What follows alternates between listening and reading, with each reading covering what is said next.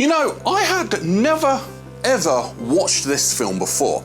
That was because I was so put off by the preceding film. However, a few people in the comment sections asked me to do this film, so I've pulled up my big boy pants and decided to do this film. What have I found wrong with it? Well, I'm Berryman, and this is 10 Things Wrong With. Mr. Bean's Holiday is a 2007 comedy film. It tells the story of Mr. Bean, who wins a raffle to win a holiday to the south of France. But on his way there, he is mistaken for both a kidnapper and an award-winning filmmaker. And along the way, he gets up to his usual antics. When the film was released, it did once again get mixed reviews from critics, although it was considered to be a massive improvement over its predecessor. The film, however, was still a commercial success, having grossed over $232 million worldwide. But what have I found wrong with this film? Well, let's discuss 10 things wrong with Mr. Bean's Holiday. Number 10, raffle tickets.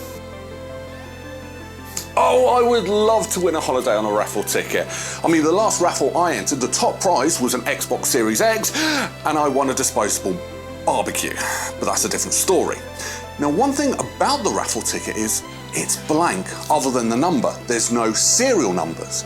Now, most raffle tickets have a serial number to stop people, cheating, like I probably would have done.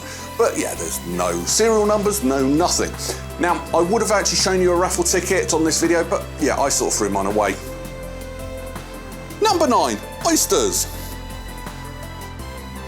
So in this film, Mr. Bean is actually shown to struggle or not liking oysters, which contradicts what actually happened earlier in Mr. Bean.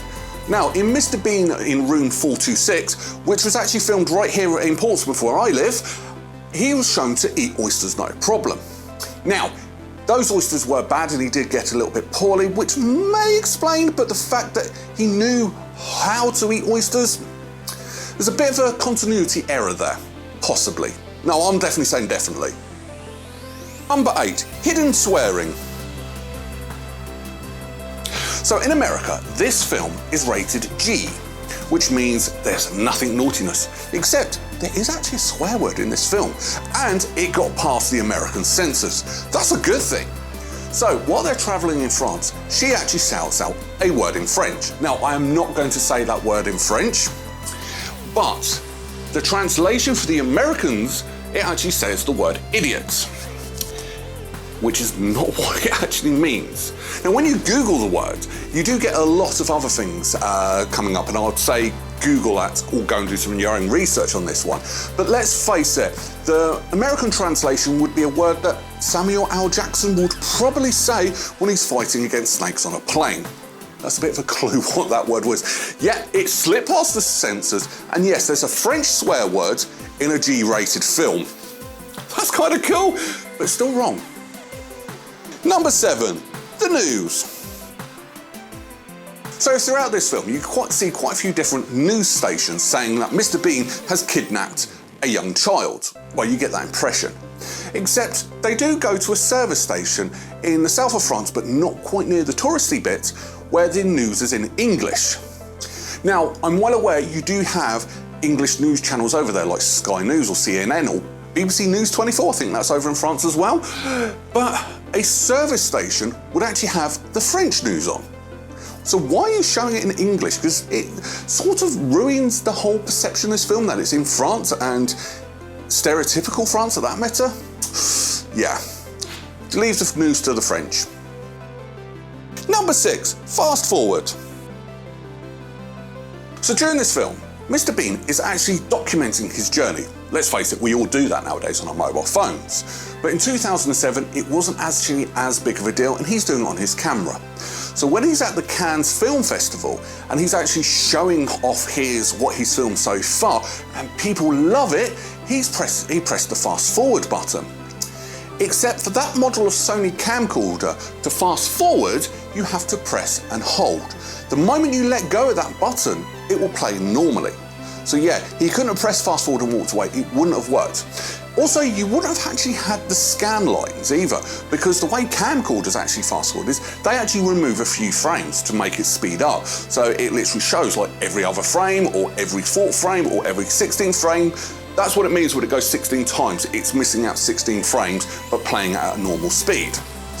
So yeah, they got the camcorder completely and utterly wrong with this.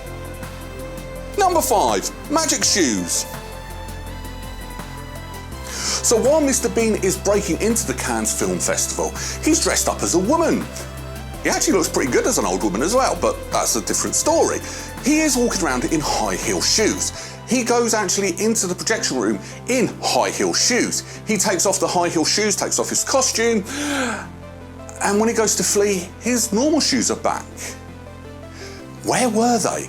Because they weren't in the handbag he was carrying, because that was where the camcorder was. His shoes are magic. Were they like from the Wizard of Oz or something? But yeah, his shoes just are normal shoes, or Mr. Bean shoes, because I wouldn't be caught dead wearing those. Number 4, batteries. Let's face it, in today's age, we've all got one of these. Yeah, it's a battery pack. And the reason being is because batteries do not last very long, unlike the old Nokia 3210s, where they last about a week. But in this film, that camcorder pretty much lasted non-stop for 2 days straight. Now, before anyone says, but he charged it up halfway through, he charged it up for 10 minutes. Literally, they actually said, reset in 10 minutes, they reset, and he unplugged. It's not the same. There's no way in hell a camcorder battery will last 2 days. Hell, even my GoPro that I film on now, I can only film 2 videos before I have to change the batteries. Yeah, completely and utterly unbelievable. Number 3, subtitles. Now, I'm not on about this film's subtitles. I'm on about the film Playback Time, which is a film inside this film. It's being shown off at the Cannes Film Festival. The film is an English-speaking film. Now, under Cannes Film Festival rules, that film has to have French subtitles, which that film didn't have. So it broke all the rules, wouldn't have got it would have just been slated or not even been allowed to show. But yeah, Playback Time should have actually had French subtitles. Number 2, musical ending. Now, I am going to say that one of the things that makes this film more popular than the first one is the fact it is more slapstick, just like us British are used to. And it's all believable slapstick because you actually understand it's like, that could actually be me. Until you get to the ending. Because at the ending, they have a big musical number. Do you know what? I actually did enjoy watching this film. And I sighed and sobbed when I watched the musical ending because it just ruins the entire film. Why put a musical ending on? I mean, there was a bit of a musical in the middle, but that worked in the context of the film. But the fact that they're all breaking the fourth wall, singing to the camera, no. Number 1, where's Teddy? Funny enough, I actually had at number 1 in the Bean video, where's Teddy? And that question still remains, which is quite bizarre because a lot of the things that were wrong with the first film are not present. Now, both films are about the same length, but this one doesn't feel as long. But the one thing that is not in both is Teddy. Now, I did complain about the first film, but he had a cameo in a post-credit scene. He's not at all. Like I said then, Mr. Bean would never go anywhere without Teddy. Final thoughts. So, as I've said in this video, this film is a massive, and I mean massive, improvement of the first film. This film is more closer to what Mr. Bean is. This film is more of a feature-length episode of Mr. Bean. Does it work as a feature-length episode? Not really. However, it's not as bad as the first one. This tells a very simple story, and let's face it, it is a very simple story. Mr. Bean goes to the beach. That's it. That's the entire story. Yet he gets up to all these adventures, which is believable, and it's also Mr. Bean believable, because some of it is his own doing, some of it could happen to me, it could happen to you. And that's the beauty of Mr. Bean, that some of the things he always gets up to is like, you understand it could happen. And this film actually really emphasises that. Another thing this film did really, really well over its predecessor is the themes of family. Now, in the first Bean film, it was so forced that I didn't buy it. In fact, I hated that family. Whereas this film, it's not forced, it's not shoved down your throat, and it comes across very, very organic. And I enjoyed that. I actually bought into the family. I actually bought in that Bean genuinely cared about this kid. I didn't get that in the first film. Even though he said he did, he showed that he did, I didn't feel it where I did here. So yes, this film is a massive, massive improvement. I gave the first film a 3 out of 10. So what am I going to give Mr. Bean's Holiday? It's still Mr. Bean, it still struggles with the length, but not as bad as the first film. It's a massive, massive improvement over the first film. Still lots to do though. There are some parts you do struggle, so I'm going to give this a 6 out of 10 berries. I think I'm being quite fair on this one actually. I mean, I know I slated the first film, but that's my opinion. What do you think? Let me know in the comments below. And if you haven't seen my video on the first film, go back and watch that as well. But on to next week.